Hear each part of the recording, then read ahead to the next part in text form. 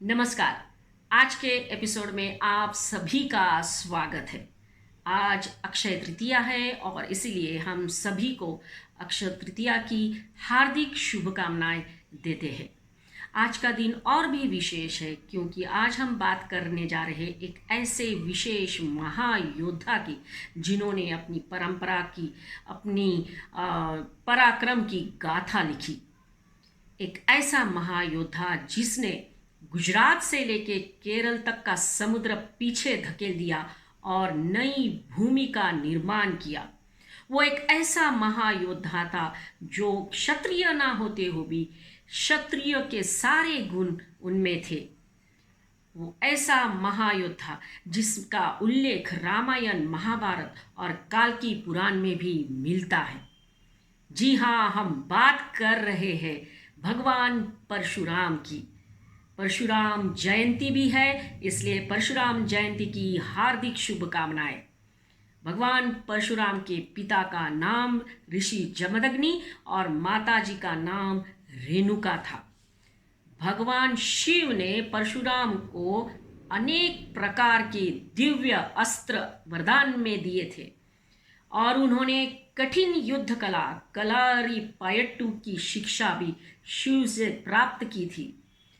गुरु परशुराम की, भगवान परशुराम की कहानियाँ रोचक है ही, लेकिन उनका जीवन वीरता और अदम्य साहस का परिचय देता है। भगवान परशुराम भारत की ऋषि परंपरा के महान प्रचारक थे, वाहक थे। उनका शस्त्र और शास्त्र दोनों पर समान अधिकार था। वे भगवान विष्णु के छठे अवतार माने जाते हैं। परशुराम का जन्म वैशाख शुक्ल की तृतीया को हुआ और इसीलिए अक्षय तृतीया के दिन भगवान परशुराम की जयंती मनाई जाती है। उनकी प्रतिभा और दैवीय गुणों से प्रभावित होकर ऋषि कश्यप ने उन्हें अविनाशी वैष्णव मंत्र प्रदान किया था। भगवान शंकर की उन्होंने आराधना की और शिवजी ने उन्हें परशु प्रदान किया। उनके पितामह भृगु ने उनका नाम राम रखा था, लेकिन शिव द्वारा दिए गए शस्त्र परशु को धारण करने की वजह से वे परशुराम हो गए। भगवान परशुराम ने अश्वमेध यज्ञ करके पूरी दुनिया को जीत लिया था, लेकिन इसके बावजूद उन्होंने सब कुछ दान कर दिया। भगवान परशुराम ने न्याय करने के लिए सहस्त्रार्जुन और उसके वंश का नाश कर दिया था। परशुराम जी का मानना था कि न्याय करना बहुत जरूरी है, इसीलिए उन्हें न्याय का देवता भी कहा जाता है। उनके लिए न्याय सबसे ऊपर था। इस बारे में एक रोचक कथा हमें मिलती है। वो कथा सहस्त्रार्जुन की है, जिसने कामधेनु गाय चुरा ली थी और उसके बाद परशुराम ने सहस्त्रार्जुन पर आक्रमण किया। सहस्त्रार्जुन मारा गया और फिर उसका बदला लेने के लिए सहस्त्रार्जुन के पुत्रों ने परशुराम के पिता की हत्या कर दी और इस तरह से शत्रुत्व बढ़ता गया और परशुराम जी ने 21 बार इस पृथ्वी को क्षत्रियों से विहीन कर दिया। सहस्त्रार्जुन, उसके पुत्र और वंशजों को नाश करते हुए 21 बार क्षत्रियों को मारा या अंत किया। अगर इस कहानी को हम बारीकी से देखते हैं और सोचते हैं तो हम ये कह सकते हैं कि जब जब सत्ताधीश उन्मत्त हुए और अत्याचार करने लगे, तब तब परशुराम जी ने उनका अंत किया। सत्ता की नशे में धुंध होकर सत्ताधारी निरंकुश हो जाते हैं और समाज में अराजकता बढ़ती है, तब परशुराम जी ने अपने शस्त्रों से उनका नाश किया था, ये हम बोल सकते हैं। तभी जाकर शांति प्रस्थापित हुई और सृष्टि फिर से फूलने फलने लगी। अधर्म का नाश करने के लिए ही परशुराम का जन्म हुआ था। परशुराम जी से हम सीखते हैं दान का महत्व, न्याय सबसे ऊपर है, संयम रखना और अपने माता पिता का सम्मान करना। सुप्रसिद्ध राष्ट्रीय कवि श्री रामधारी सिंह दिनकर जी ने परशुराम की प्रतीक्षा ये काव्य कृति लिखी है। लगभग 5 खंडों में ये कविता है और ये कविता भारत चीन युद्ध के पश्चात लिखी गई थी।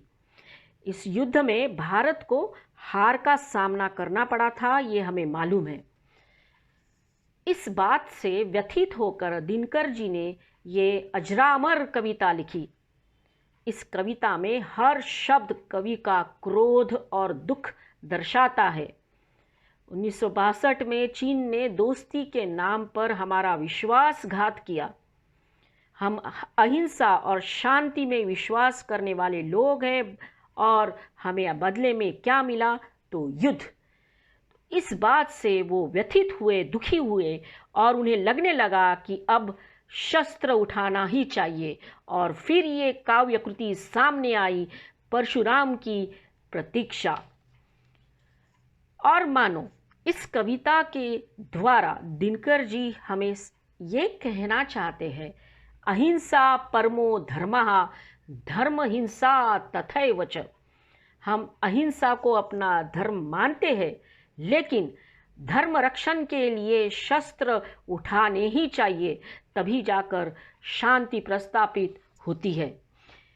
कवि दिनकर जी ने परशुराम की प्रतीक्षा में अपने विचार व्यक्त करते हुए कहा है, अंबर में जो अप्रतिम क्रोध छाया है, पावक जो हिम को फोड़ निकल आया है, वह किसी भांति भी वृथा नहीं जाएगा, आएगा अपना महावीर आएगा। कवि को विश्वास है कि परशुराम जरूर आएंगे।